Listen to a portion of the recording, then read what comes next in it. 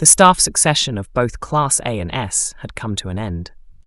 News of some students managing to obtain a high mid-tier staff spread quickly throughout the academy. Since its founding, only 5 students in history had ever been recorded acquiring a high-end staff. However, this year that number increased by 2. Among the many rumors circulating, students whispered about one of them using a blink skill, a rare and often dismissed garbage skill. Flame overheard these discussions, silently digesting what the students were saying.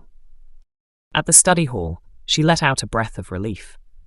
Finally, a quiet place.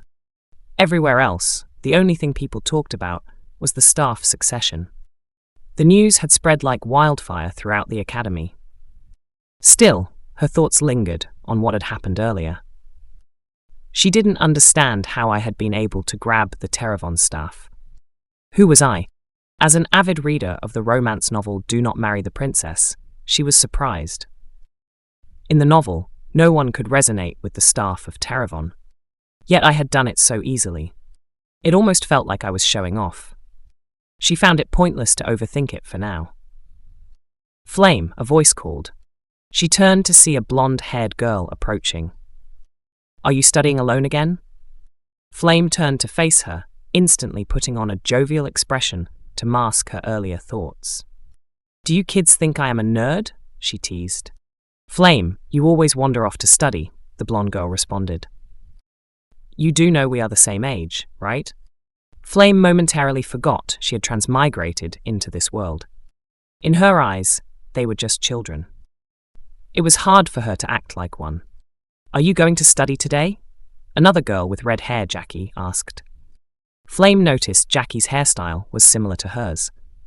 I have a special supplementary meeting coming up, she responded. As she walked away, she added, maybe next time. Exhausted, she sighed. Girls her age were quite exhausting. Not paying attention, she bumped into someone. Pain shot through her head. Flame? A familiar voice. She looked up to see Haewon, the successor of the strongest magic tower, Full Moon. Are you okay? He asked. I'm fine, she replied. But Haewon, looking closer, noticed something. Her expression wasn't right. What's bothering you? He asked. Flame was caught off guard. She hadn't expected him to worry about her.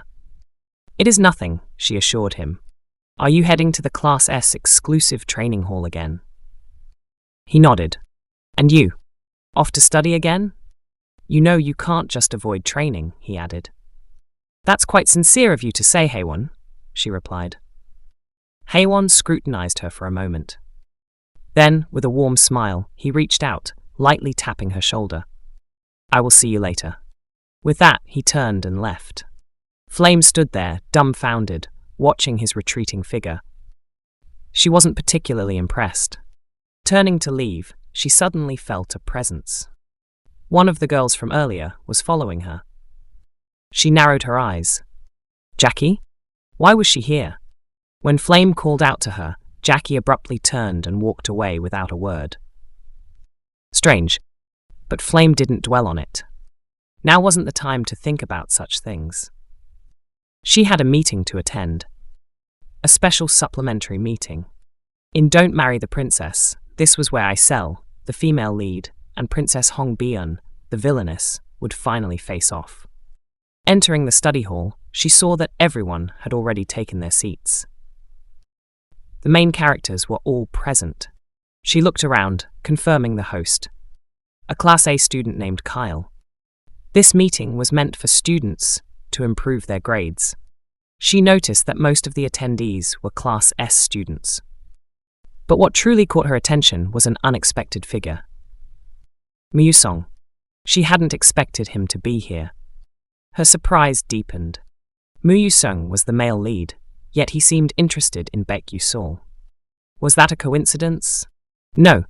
She recalled something. During the entrance exam, I had solved the first question of Hell. Had he realized that solving those questions granted a chance to enter Class S?